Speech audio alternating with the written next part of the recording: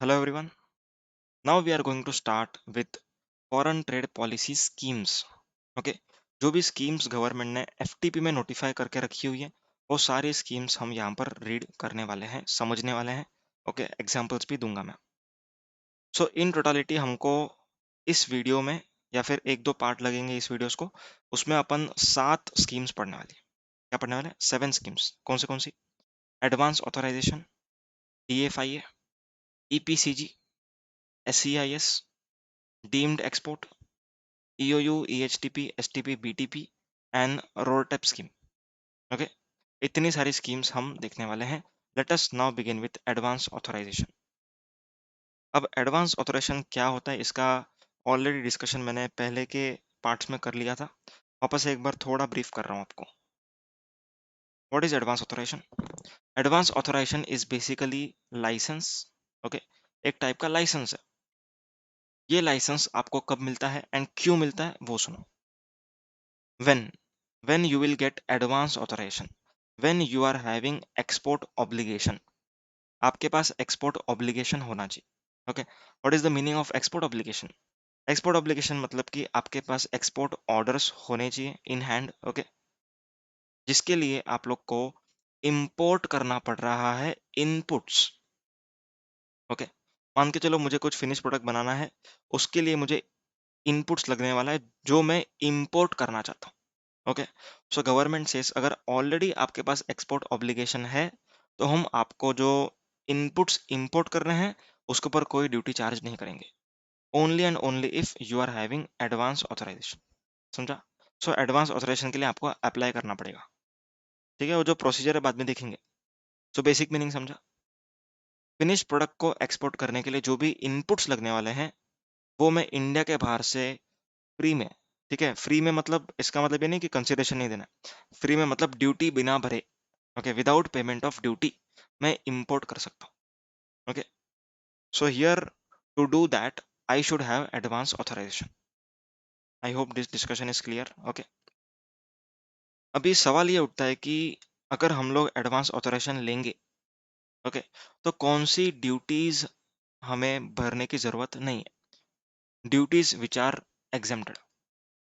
Answer is all the duties are exempted such as PCD, SWS. Okay, then it can be CVD, ADD, SGD, that is safeguard duty. Okay, etc. सारी की सारी import duties माफ है. लेकिन IGST and IGST cess, IGST and IGST cess ये दोनों 31st March 2022 तक exempt है. ओके, मान के चलो कि आप कुछ इंपोर्ट करना चाहते हो inputs. Okay, and you are having advance authorization, तो आपको कौन सी ड्यूटीज भरने की जरूरत नहीं है. Answer is BCD, SWS, CVD, ADD, SGD, जो भी ड्यूटी है कुछ भी नहीं भरना है. एंड IGST एंड सेस भी नहीं भरना है 31st मार्च 2022 तक. आया समझ में? क्वेश्चन नंबर 3, एडवांस ऑथराइजेशन मिलेगा किसको? ओके, ये किसको मिलेगा वो डिस्कशन बहुत ही ज्यादा रिलेवेंट है, बहुत इंपॉर्टेंट है. चलो,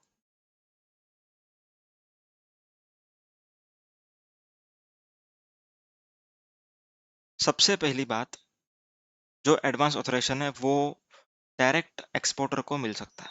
किसको मिल सकता है? डायरेक्ट एक्सपोर्टर, और यहां पर लिख रहा हूं manufacturing exporter. Manufacturing exporter. Okay, तो मान के चलो कि मेरे को ऑर्डर मिला हुआ है एंड मुझे ही गुड्स को मैन्युफैक्चर करके एक्सपोर्ट करना है एंड वो मैन्युफैक्चरिंग करने के लिए मुझे कुछ इनपुट्स मंगवाने हैं इंडिया के बाहर से. Okay, so here what I can do is I can import this this inputs. Okay, inputs duty free. Duty free. Okay, for manufacturing export product. For manufacturing export product. आया समझ में? यहाँ पर सिर्फ और सिर्फ इनपुट्स कवर्ड है, capital goods को आप लोग ड्यूटी फ्री नहीं मंगा सकते हैं अंडर एडवांस ऑथराइजेशन. उसके लिए EPCG पढ़ेंगे. ओके, सो एडवांस ऑथराइजेशन में क्या आप लोग ड्यूटी फ्री मंगवा सकते हो? सिर्फ और सिर्फ इनपुट्स. आया समझ में? Clear? Second situation, supporting manufacturers. supporting manufacturers. Okay.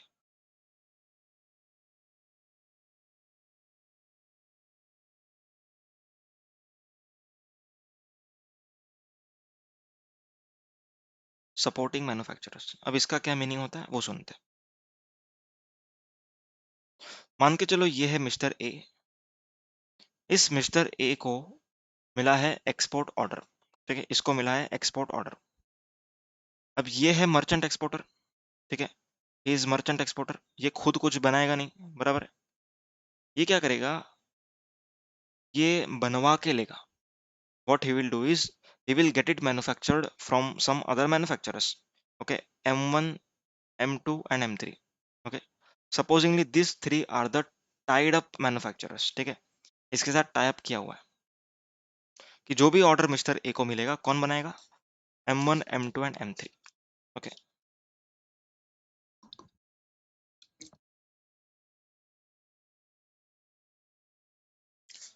तो यहाँ पर जो इंसान मैन्युफैक्चर कर रहा है वो कौन है, M1, M2, M3। तो जो पर्सन मैन्युफैक्चर करता है उसको इनपुट्स लगने वाला है। फॉर एग्जाम्पल इन तीनों में से किसी को या फिर सभी को इंपोर्ट करना है कुछ inputs for manufacturing this products, ठीक है, खुद के प्रोडक्ट्स बनाने हैं, ठीक है। M1 बनाएगा, M1 पे काम करेगा M2, M2 पर काम करेगा M3, ठीक है, मतलब जो भी प्रोडक्ट्स M1 बनाएगा उसके ऊपर फर्दर प्रोसेसिंग करेगा M2, एंड M2 ने जो भी काम किया गया उसके ऊपर काम करेगा M3, एग्जाम्पल ऐसा कुछ है, okay. So M1 requires certain inputs to be imported, so here M1 can apply for advance authorization, समझ में आया, एकदम simple. M2 can also apply for advance authorization, M3 also can apply for advance authorization. So advance authorization is not limited up to exporter, okay, advance authorization can be applied by manufacturing suppliers as well, okay, जो supporting manufacturer है वो लोग भी क्या कर सकते हैं, advance authorisation के लिए अप्लाई कर सकते हैं एंड ड्यूटी फ्री इनपुट्स मंगवा सकते हैं, आया समझ में। सो वो लोग ड्यूटी फ्री इनपुट्स मंगवाएंगे, मिस्टर ए को देंगे and mister A will be ultimately exporting this product, आया समझ में, एकदम सिंपल, ओके। चलो अभी अपन चलते हैं चार्ट बुक में एंड स्टडी करते हैं। Advance authorisation can be issued to a manufacturer, exporter और merchant exporter tied up to the supporting manufacturer, okay. Such authorization can also be issued for physical exports including export to SEZ, very important। अगर आपको SEZ को goods supply करने हैं तो भी आप लोग एडवांस ऑथराइजेशन ले सकते हो, समझ में आ रहा है। Next intermediate supply, intermediate supply मतलब अगर मान के चलो कि आपको किसी पर्सन को गुड्स देने हैं जो एक्सपोर्ट करने वाला है, ओके, तो यहाँ पर मैं, ठीक है, जिसको मैन्युफैक्चर करना है गुड्स वो भी एडवांस ऑथराइजेशन लेकर के इनपुट्स मंगवा सकता है फॉर सप्लाइंग टू एक्सपोर्टर, आया समझ में, इसको बोलते हैं अपन intermediary supply. Third one, supplies made to specified categories of deemed exports, okay, मतलब जो भी डीम्ड एक्सपोर्ट्स कर रहा है that is supplies to EOU, okay, is a deemed export, you know that, okay. अगर हम लोग ईओयू को बेचेंगे तो it is a deemed export, तो जो पर्सन ईओयू को बेच रहा है वो भी एडवांस ऑथराइजेशन ले सकता है। Next, supply of stores on board of foreign going vessel or aircraft provided there is specific CON in respect of items supplied। अगर CON fixed है then in that case अगर आप लोग को stores supply करवाना है on foreign going vessel or aircraft then you can do it under advance authorization, ठीक है, आप लोग को import करना है कुछ, आप advance authorization के अंडर import कर सकते हैं, हाँ समझ में, okay. Next, what can be imported, inputs can be imported obviously, not capital goods, यहाँ पर लिख रहा हूँ not capital goods। then necessity of export obligation, क्या आपके पास export obligation होना चाहिए या export obligation नहीं रहेगा तो भी चलेगा, आंसर इज नो, नहीं चलेगा, export obligation आपके पास होना ही चाहिए, आया समझ में। and export obligation shall be fulfilled within 18 months from date of issue of advance authorization, जब भी आपको एडवांस ऑथराइजेशन मिलेगा वहां से आपको 18 मंथ्स के अंदर अंदर क्या करना है, एक्सपोर्ट ऑब्लिगेशन पूरा करना है।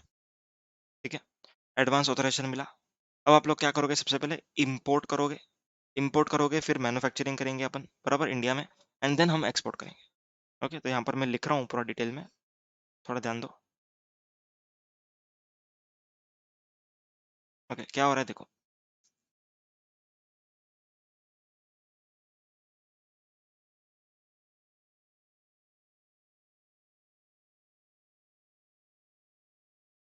ओके, सबसे पहले मैं एडवांस ऑथराइजेशन के लिए अप्लाई करूंगा। I will apply for advance authorisation.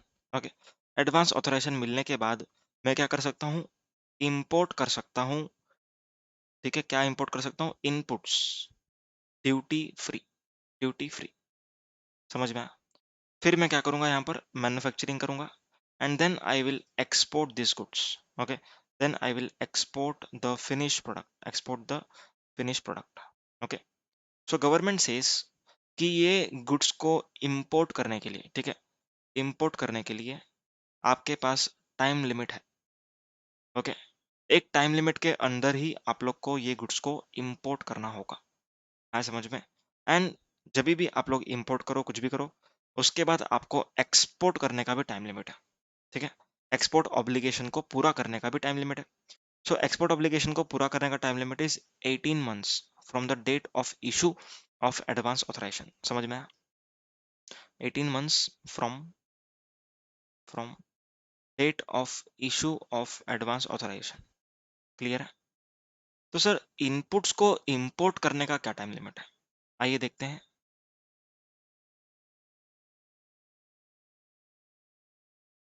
Validity of authorisation, यहाँ पर देखो, यहाँ पर ना दो टाइम लिमिट्स है। अगर आप लोग खुद ही एक्सपोर्टर हो तो आपके लिए टाइम अलग है, एंड अगर आप खुद एक्सपोर्टर नहीं हो लेकिन आप किसी एक्सपोर्टर को बेच रहे, मतलब बेच रहे हो, दैट इज डीम्ड एक्सपोर्ट का केस हो गया वगैरह। ओके, तो इसमें कुछ टाइम लिमिट अलग है।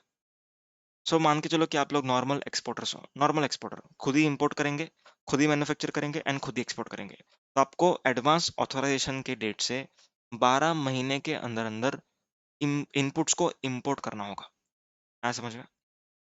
एंड अगर आप लोग खुद एक्सपोर्ट नहीं करने वाले, ओके, आप डीम्ड एक्सपोर्ट कर रहे हो, ठीक है, या फिर आप किसी को, किसी मर्चेंट एक्सपोर्टर को दे रहे हो, देन इन दैट केस आप लोग को इनपुट्स को इंपोर्ट करने का टाइम लिमिट क्या है वो सुनो।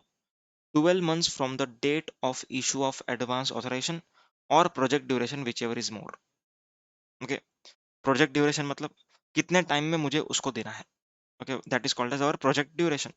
सो प्रोजेक्ट ड्यूरेशन अगर बहुत बड़ा है, ओके, सो जो बड़ा पीरियड है वो लग जाएगा, मतलब 12 months from the date of issue of advance authorisation और project duration whichever is more. अगर मुझे बोला गया है कि आपको 1.5 साल दिया जाता है to complete this particular project. Okay, मतलब मैं फॉर एग्जांपल मैन्युफैक्चरर हूँ, मुझे बोला गया 1.5 साल में मुझे ये प्रोडक्ट बना के चाहिए। ओके, तो यहाँ पर मैं 1.5 साल तक इनपुट्स को इंपोर्ट कर सकता हूँ, भले 12 मंथ्स अगर हो चुके हैं तो भी चलेगा, कोई बात नहीं। 1.5 साल दैट इज 18 मंथ्स मेरे लिए अप्लाई हो जाएगा, समझ में। सो 12 मंथ्स और project duration more which ever is more is the time limit in case of deemed exports और मर्चेंट एक्सपोर्ट्स, आया समझ में। एक बार अपन ड्राइंग पे वापस आ जाते हैं। ओके, यहाँ पर देखो, सो मान के चलो कि मैं अगर डायरेक्ट एक्सपोर्ट ही करने वाला था, direct exports, in that case 12 months के अंदर अंदर मुझे क्या करना होगा, इनपुट्स को इंपोर्ट करना होगा, आया समझ में। और अगर मैं किसी ईओयू को देने वाला था, ओके, या फिर किसी मर्चेंट एक्सपोर्टर को देने वाला था, सो इन दैट केस 12 मंथ्स और project duration whichever is more is the time limit to import the inputs duty free under advance authorization। Okay, एक बार आपके पास गुड्स वगैरह आ चुके हैं, आपको एक्सपोर्ट ऑब्लिगेशन पूरा करना है, और यहाँ पर कौन सा ऑब्लिगेशन पूरा करना है, ईओयू को सप्लाई करने वाला ऑब्लिगेशन, मर्चेंट एक्सपोर्टर को सप्लाई करने वाला ऑब्लिगेशन आपको पूरा करना होगा। कितने टाइम में करना है, 18 months from the date of issue of advance authorization. Is that very clear. Okay, चलो आगे बढ़ते हैं। एग्जेम्पशंस फ्रॉम विच ड्यूटी, ये तो मैंने आप लोग को ऑलरेडी बता दिया। Exemptions from BCD, additional duties of customs, education cess, anti dumping, countervailing, safeguard, transition, product specific safeguard duty, जो भी होगा सब कुछ exempt. Okay, and IGST cess is exempt up to 31st March 2022। Clear है? अभी यहाँ पर ये वाला पॉइंट पहले पढ़ लेते हैं, उसके बाद मैं आपको एक इंपॉर्टेंट पॉइंट बताऊंगा, यहाँ पर आप लोग को नोट डाउन करना है इस जगह में। Okay, in case where goods are to be supplied to United Nations or international organizations for their official use or supplied to the projects financed by them, then anti-dumping duty and SGD shall be payable. Okay, मतलब अगर आप कोई international organisation को export करने वाले थे, okay, उसके लिए आपको अगर इम्पोर्ट्स को इनपुट को इंपोर्ट करना है, then in that case anti dumping duty and safeguard duty ये दोनों भरना पड़ेगा। अगर ऐसा नहीं है तो आपको एग्जेम्प्ट है। ओके, चलो अभी अपन एक इम्पोर्टेंट पॉइंट का डिस्कशन कर लेते हैं।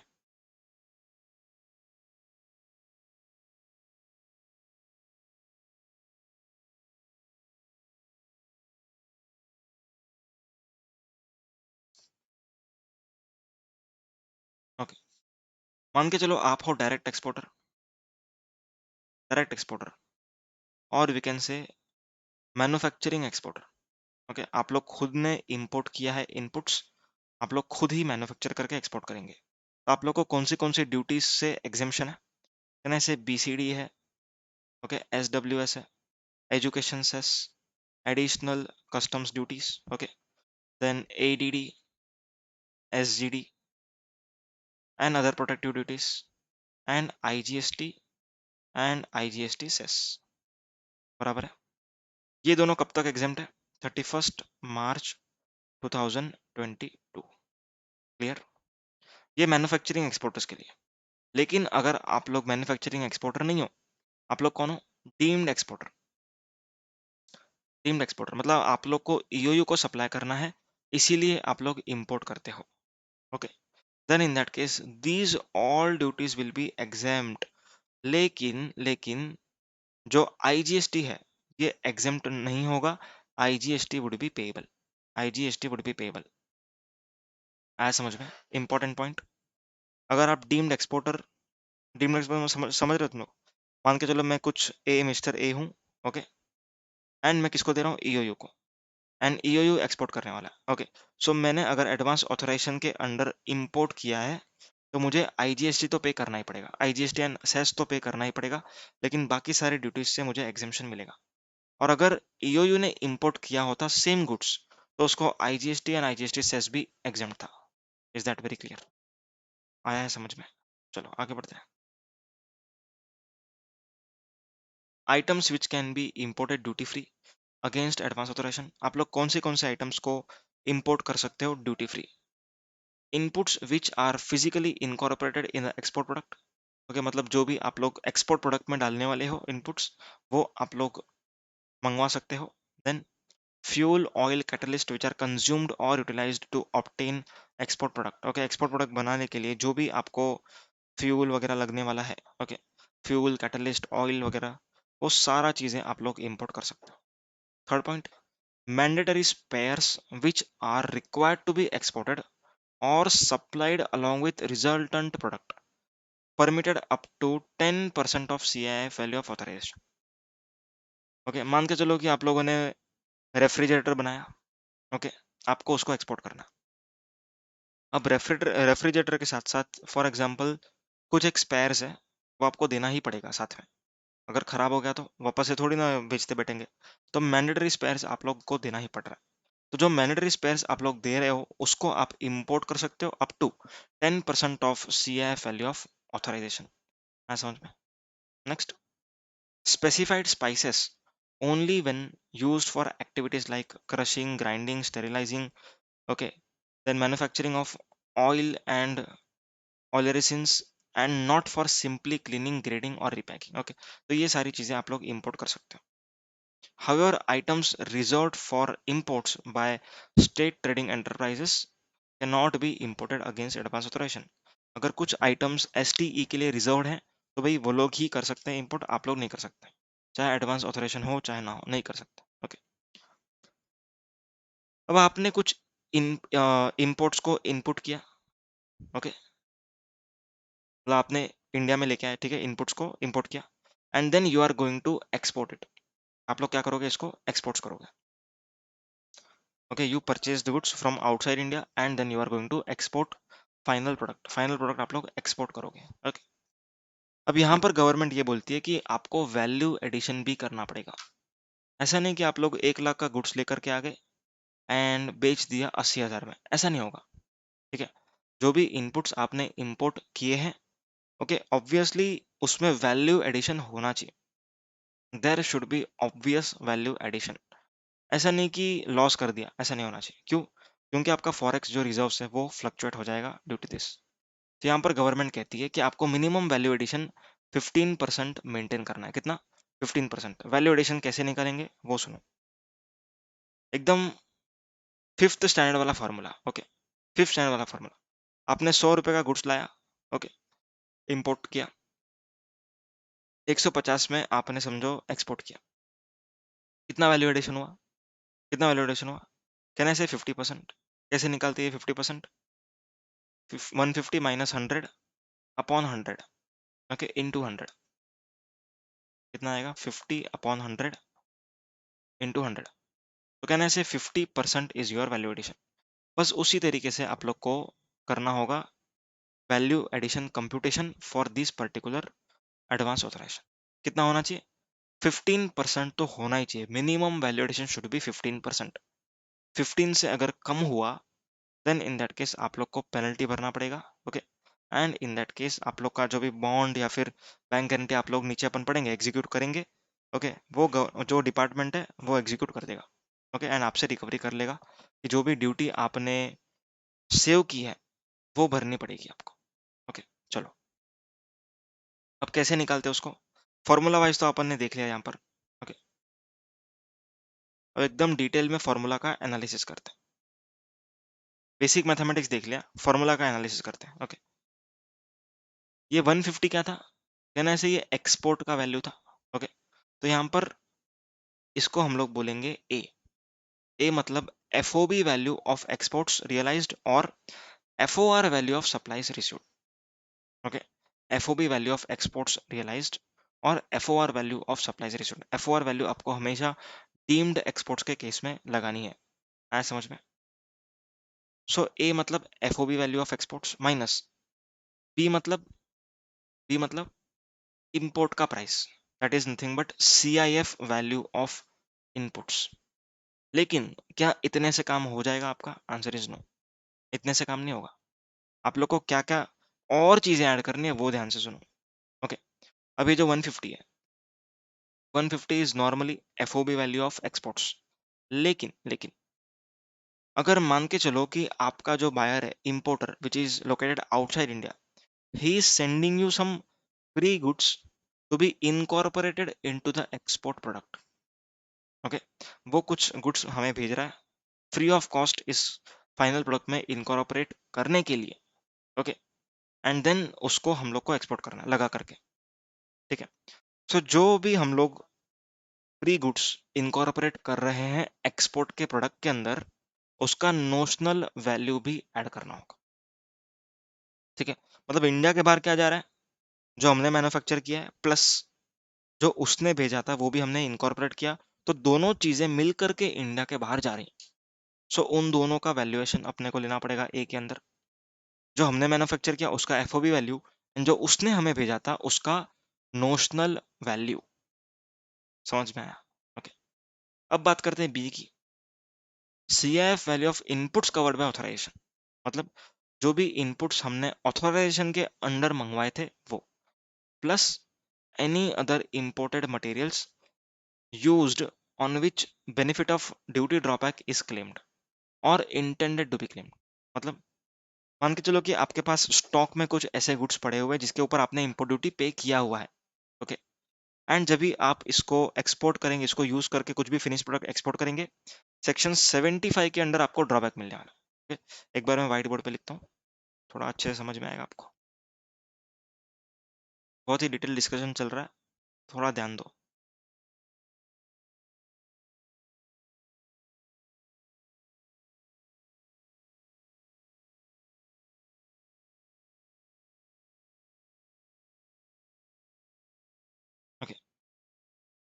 सो फॉर्मूला फॉर वैल्यू एडिशन यहाँ पर लिख रहा हूँ, formula for value addition, and then उसके कंपोनेंट्स हम लोग लिखेंगे, a minus b the whole upon b into 100। This is the basic formula. Okay, अब a का मतलब क्या था, हमने अब तक क्या सीखा, FOB वैल्यू और FOR वैल्यू। ओके, देना है अपने को एक्सपोर्ट्स का, या फिर डीम्ड एक्सपोर्ट होगा तो FOR value. Okay, plus notional value, notional value of free goods incorporated into final product, incorporated, which are sent by buyer, which are sent by buyer। Okay, उसने जो कुछ भी भेजा था उसका नोशनल वैल्यू हमको ऐड करना होगा। यहाँ पर मैं ब्रैकेट में NV करके लिख रहा हूँ, क्योंकि ये मुझे वापस से B में भी लिखना है, तो वापस से इतना बड़ा मैं नहीं लिखूंगा। ठीक है, तो यहाँ पर हो गया, A समझ में आ गया आप लोग को। अब बात करेंगे B की। सो B में हम लोग क्या करते हैं, सबसे पहला B मतलब क्या है, इम्पोर्ट, इम्पोर्ट का जो वैल्यू है वो, तो यहाँ पर टेक्निकल टर्म्स में इसको कहेंगे CIF value of, CIF value of inputs imported under authorization, imported under authorization। ओके, एडवांस ऑथराइजेशन, प्लस प्लस ऐसे गुड्स जिनके ऊपर आपने ड्रॉबैक क्लेम किया है, एंड वो आप लोग इस एक्सपोर्ट प्रोडक्ट के लिए यूज करने वाले हो, या फिर आप लोग बाद में ड्रॉबैक लेने वाले हो, ड्रॉबैक ले चुके या फिर ड्रॉबैक लेने वाले हो। ओके, ऐसे गुड्स यहाँ पर लिख रहा हूँ,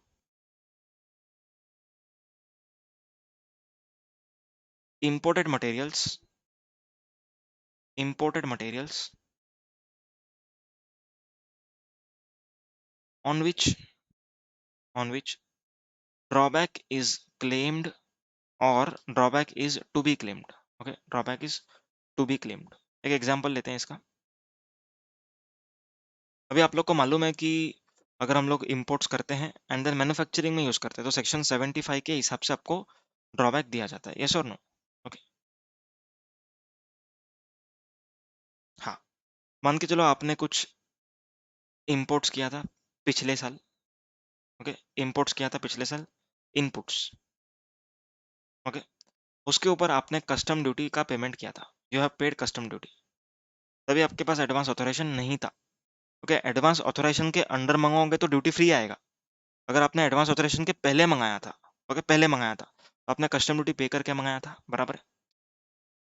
अभी आप लोग जो कस्टम ड्यूटी पेड गुड्स है उसको आप लोग यूज करेंगे मैन्युफैक्चरिंग के अंडर, बराबर है, मैन्युफैक्चरिंग में यूज होगा, and then finish product export होगा, यस और नो। ओके, तो यहाँ पर गवर्नमेंट ने अपने को सेक्शन 75 के अंदर ड्रॉबैक का प्रोविजंस दिया हुआ, आपको ड्रॉबैक मिलेगा। ओके, तो जो भी गुड्स पे आप ड्रॉबैक क्लेम करने वाले हो, उस गुड्स का जो भी वैल्यू होगा उसको यहाँ पर ऐड करना है। Okay, so basically this is for goods purchase before authorization, goods purchased before authorization. Okay, goods purchase मतलब यहाँ पर इंपोर्टेड लिख दो, इंपोर्टेड। आया है समझ में, एकदम सिंपल। ओके, आगे बढ़ते हैं। आगे ये लोग लिखते हैं कि notional value of free goods which are incorporated and which were sent by buyer. मतलब देखो, ये जो दोनों चीजें जा रही थी, ठीक है, रेफ्रिजरेटर एंड उसमें फ्री पार्ट हमने कुछ लगाया था, ठीक है, वो जो जा रहा था वो दो चीजें थी। ऑब्वियसली इस चीज के लिए कितनी चीजें यूज हुई हैं, सबसे पहला मुझे इनपुट्स लगे थे तो मैंने इनपुट्स मंगवाए, सो इनपुट्स मैंने ऐड किए, बराबर। सेकंड चीज, मैंने मेरे पास ऑलरेडी स्टॉक में कुछ गुड्स थे जिसके ऊपर मैंने कस्टमर ड्यूटी पेमेंट किया था, वो भी यूज करूंगा। प्लस प्लस जो भी गुड्स मेरे बायर ने मुझे फ्री में भेजे हैं उनको भी मैं यहाँ पर यूज करने वाला हूँ, सो उसका भी नोशनल वैल्यू ऐड करना पड़ेगा। सो बेसिकली ये इधर भी ऐड होगा, इधर भी ऐड होगा।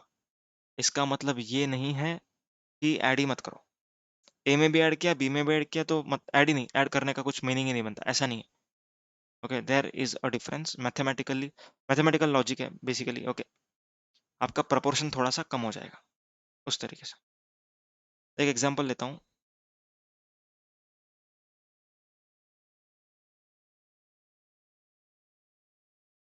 चलो, एफओबी वैल्यू ऑफ एक्सपोर्ट्स से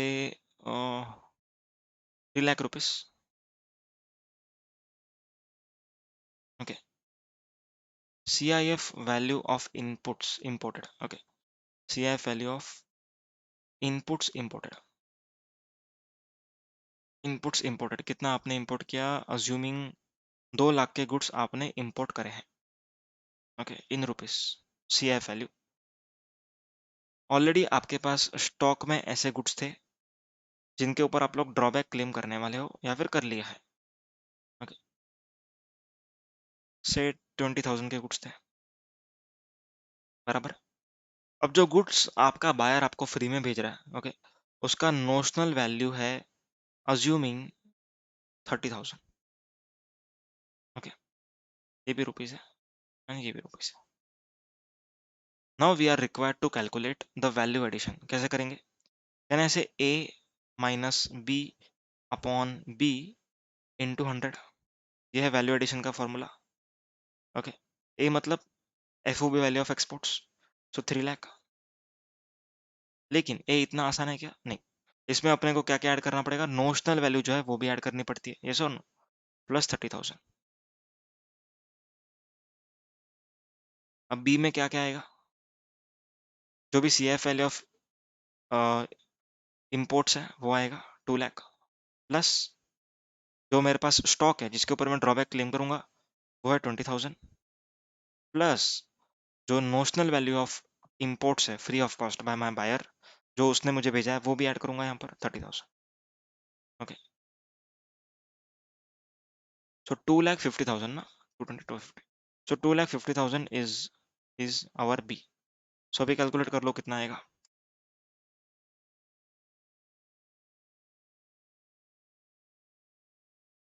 32%। Okay, so 32% is the value addition. तो यस, एडवांस ऑथराइजेशन का हमने क्राइटेरिया फुलफिल कर लिया। So advance authorisation criteria has been fulfilled. आया समझ में? अगर आप लोग ये 30,000 को ऐड ही नहीं करते किधर भी तो क्या आंसर आता आपका? अलग ही आता, ऑब्वियसली 32 नहीं आता। ये करके देखना, आपको करके देखो, मन को तसल्ली मिलेगी। एग्जाम में नहीं करना ऐसा, एक बार खाली करके देखो। 3 लाख प्लस, अच्छा 30,000 को भूल जाओ, माइनस 2 लाख माइनस 20,000, ऊपर का 80,000 एंड नीचे का 2,20,000। 36% आ रहा है देखो, 36.36%।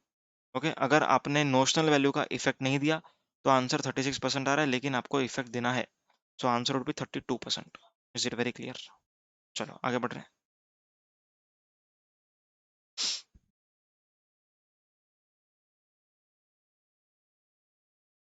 40 minimum value addition should be 50%. Okay, except for physical export for which payments are not received in freely convertible currency and some other specific products. Okay, so value addition 15% करना है, लेकिन कुछ अगर स्पेसिफिक प्रोडक्ट गवर्नमेंट नोटिफाई करता है तो इससे कम value addition भी वो एक्सेप्ट करेगा। ठीक है, actual user condition, yes it is having actual user condition. आप लोग एडवांस ऑथराइजेशन को ट्रांसफर नहीं कर सकते even even after completion of your export obligation. Okay, मतलब मान के चलो आपका एक्सपोर्ट ऑब्लिगेशन खत्म हो गया। ओके, तो आप क्या करोगे, इसको बेचना चाहोगे कि ये लो आप रख लो, आप इंपोर्ट कर लो, नहीं आप नहीं कर सकते। ओके, एक्चुअल यूजर है जो इंपोर्ट करेगा उसी को यूज करना है एंड आपका एडवांस ऑथराइजेशन है तो आपको यूज करना पड़ेगा। However, authorization holder will have an option to dispose of the product manufactured out of duty-free inputs in DTA once export obligation is completed. आपका एक्सपोर्ट ऑब्लिगेशन अगर हो जाता है एंड फिर भी आप लोग के कुछ गुड्स एक्स्ट्रा मैन्युफैक्चर्ड बचे हुए हैं, आप उनको DTA में डिस्पोज ऑफ कर सकते हो। Okay, annual authorisation. ओके, अभी ये क्या कॉन्सेप्ट है वो सुनो।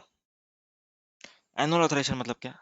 मान के चलो कि आपको एक बार एक्सपोर्ट करना है तो आपने क्या किया, इनपुट्स को इंपोर्ट किया, ठीक है, एडवांस ऑथराइजेशन के अंडर। अब आपके पास दूसरा एक्सपोर्ट ऑर्डर आएगा तो वापस से आप लेंगे क्या एडवांस ऑथराइजेशन? नहीं, यहाँ पर गवर्नमेंट कहती है कि पूरे साल का आप एक साथ ले लो, बार बार यहाँ पर मत आओ। हमारा भी टाइम वेस्ट, आपका भी time waste. So better you take annual advance authorization. Okay. Annual advance authorization can only be given if Sion is fixed.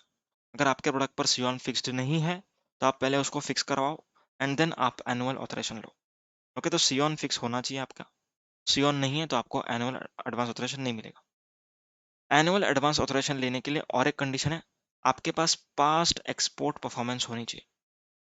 ठीक है, एक्सपोर्ट परफॉर्मेंस आपके पिछले 2 साल में, प्रेसिडिंग 2 फाइनेंशियल ईयर में आपके पास एक्सपोर्ट परफॉर्मेंस अच्छा खासा होना चाहिए। ओके, देन आप लोग को एनुअल एडवांस ऑथराइजेशन दिया जाएगा। What is the maximum limit up to which you can get the advance authorization annually? Okay, annual limit. Answer is CIF value of imports shall be, the advance authorization का value shall be 300% of FOB value of exports or FOR value in case of deemed exports in preceding financial year or 1 crore whichever is higher. 300% of previous year का exports और 1 crore whichever is higher, जो भी answer आएगा उतना तक आप लोग annually import कर सकते हो under advance authorisation. Okay, CF value एक एग्जांपल लेता हूँ।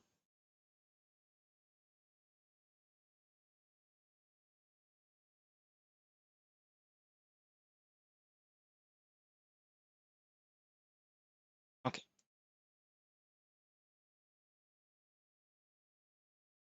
Supposedly 2020-21 is the previous year, इसमें आपने एक्सपोर्ट्स किया हुआ है अज्यूमिंग 39 लैक्स का। ओके, 39 लैक्स का आपने एक्सपोर्ट्स किया, तो यहाँ पर आप लोग को कितना इंपोर्ट करने दिया जाएगा for 2021-22 under advance authorisation, under advance authorisation. Okay, चलो देखते हैं। प्रीसीडिंग ईयर के एक्सपोर्ट्स का 300%, दैट इज 39 लाख इंटू 300% और 1 crore whichever is higher. Okay, lower नहीं, विच एवर इज हायर, कितना आएगा?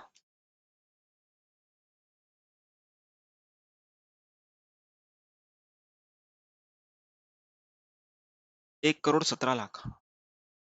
ठीक है, 1 करोड़ 17 लाख और 1 crore whichever is higher, so answer is 1 crore 17 lakh.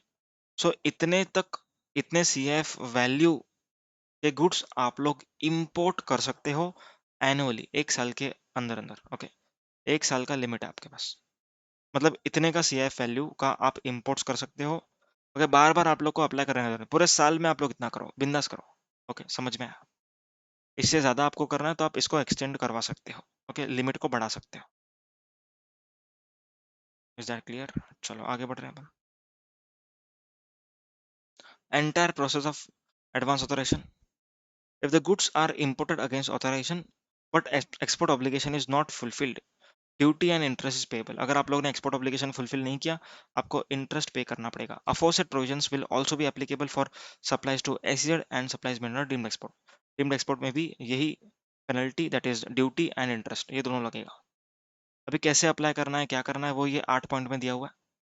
आप लोग को सबसे पहले रीजनल अथॉरिटी के पास एप्लीकेशन करना है। ओके, उसके बाद आपको 7 दिन में एडवांस ऑथराइजेशन मिल जाएगा।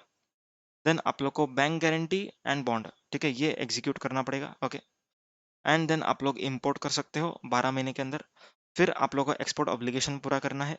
ओके, एक्सपोर्ट ऑब्लिगेशन पूरा होने के बाद, ध्यान से सुनो, एक्सपोर्ट ऑब्लिगेशन पूरा होने के बाद आप लोग को अपडेट करना होगा। अपडेट मतलब आपको बताना पड़ेगा कि मैंने एक्सपोर्ट ऑब्लिगेशन पूरा कर दिया है। कितने टाइम में बताना है आपको, कब तक? Within 2 months of expiry of A and file application. Okay, मतलब आप लोग को कस्टम्स को इंटीमेट करना है within 2 months of expiry of advance authorisation and file application.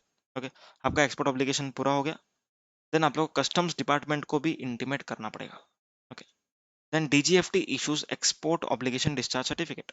तो DGFT जो होता है वो आपको एक्सपोर्ट ऑब्लिगेशन डिस्चार्ज सर्टिफिकेट देगा, मतलब आपका, आपके ऊपर जो ऑब्लिगेशन था वो आपने पूरा कर दिया। सो जो भी ऑब्लिगेशन पूरा होने के बाद EODC मिलेगा आपको, वो आपको कस्टम्स डिपार्टमेंट के पास लेके जाना होगा and then customs department will cancel your bond और बैंक गारंटी। As समझ में? This was entire process of advance authorization. In the next part, we are going to learn DFIA.